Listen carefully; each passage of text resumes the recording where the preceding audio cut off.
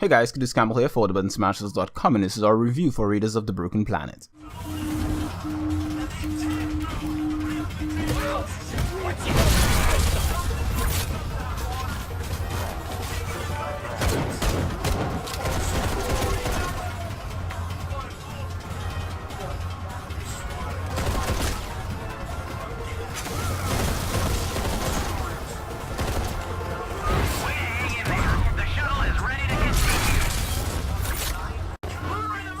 Initially, I didn't want to like Raiders of the Broken Planet. I saw the character design and found myself wondering if the developers were going for a fracked up Frankenstein look for all the character faces with banging supermodel physiques. It's one of the most confusing things ever. I wasn't sure if I wanted to be aroused or freaked out. Eventually, I got over the visual aesthetics and began to explore the mechanics of the game, because what is a game without solid mechanics, right?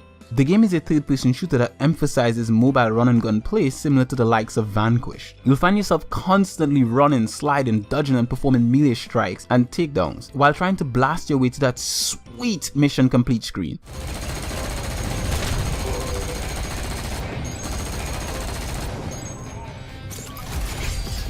To be quite frank, I like the combat a lot. I like the way it feels and looks to run in and out of cover while wrecking hordes upon hordes of enemies. The whole shooting experience is quite refined in a satisfying way, especially once you find a character that you fancy and a group of mates who wants to play the game with you. The game is primarily a multiplayer focused experience, although it does have an appealing plot with exceptional voice acting that gives the frantic action gameplay some meaning. The technology of the ancient world for thousands of years.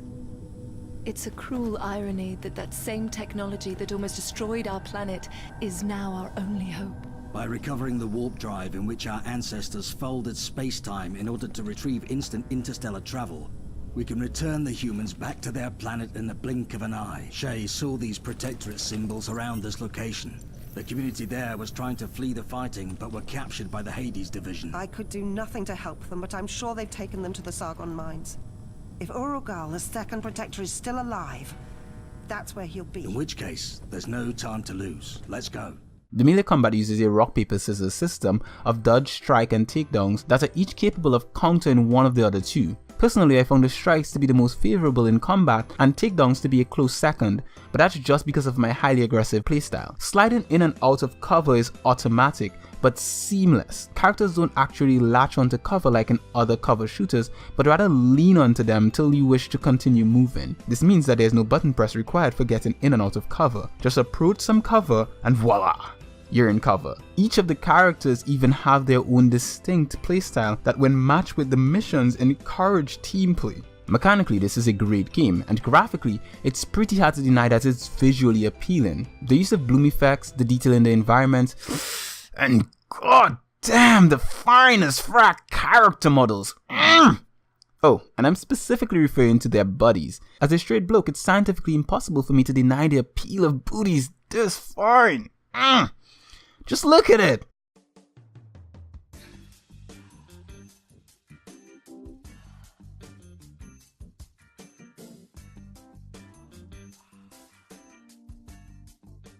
Oh, and I'm sure the bloke bodies are appealing to those that, are into that stuff. Well, that's my assumption anyway.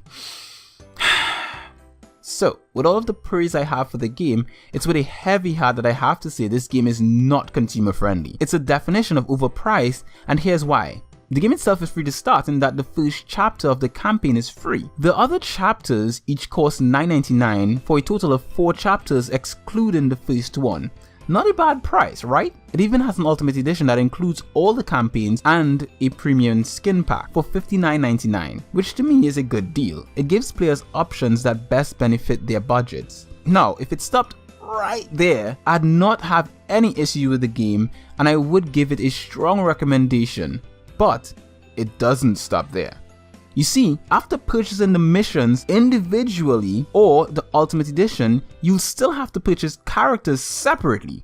6 are unlocked after completing the first 2 chapters, and the other 5 each cost credits or more money, and the balance of gaining them is so skewed towards the purchase option that it's not even worth considering the option of playing to unlock them. The cost of these characters range between $10 to $60. There's a fracking character in the game that costs $60. Let that sink in for a sec. The game even uses some sort of arbitrary bollocks currency that doesn't even directly convert to any actual real world sums, so you're always going to buy more of the crap than you need, thus inflating the cost of the players. And get this, it's just the tip of the iceberg. As I played the game, I found myself fascinated by the lore of the game and its characters. Different things the characters said piqued my interest to the extent that I needed to know. So I visited the game's glossary called Universe, only to find out that I needed to pay in-game credits to unlock details on the plot, characters, and the universe they inhabit. Now the devs will try to claim that you can buy these with credits earned from playing the game, but you only earn a small amount from playing solo, and the multiplayer servers on the game are so tiny that you'll be lucky to find other players to play with in a reasonable amount of time. Plus, you can purchase the credits they call gold needed to purchase glossary entries by using the game's arbitrary credit called Mercury points, which you can pay real money to acquire. Oh, and don't get me started on the character skins. They also cost ridiculous amounts. For the characters I had, they had skins costing $20 a pop. But I've heard that there are skins for other characters that cost up to $50. The whole thing feels dirty, like a sleazy man in an alley in a trench coat trying to sell you cloud insurance. We now know the location of the third protector. He was captured by Council and taken to this place. Then he's alive. That's great news. Wait and see if it really is good news. He wasn't captured by coincidence. They went after him, which means Council knows of existence of protectors. They know how to find them. And it won't take them long to find this place, and all of us too.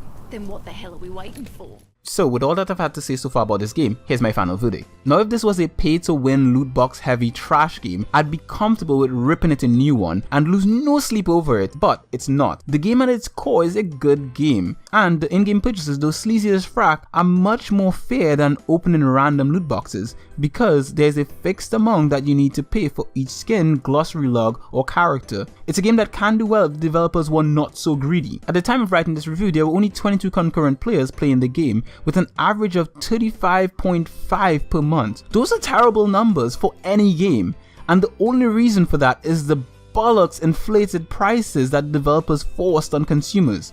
To the developer and publisher of Mercury Steam Entertainment, there's still time to save it. Get rid of the overpriced purchases altogether, tie character acquisition to purchasing campaigns, and for God's sake make the glossary free or unlock as the player progresses through the game. Rainbow Six Siege is a great example of a game being released with broken systems which resulted in being abandoned by players, then it was fixed, followed by it finding a second win.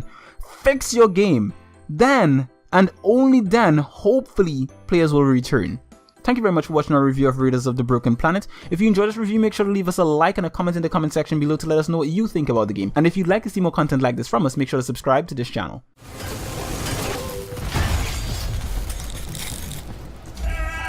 This damn Steve! His body was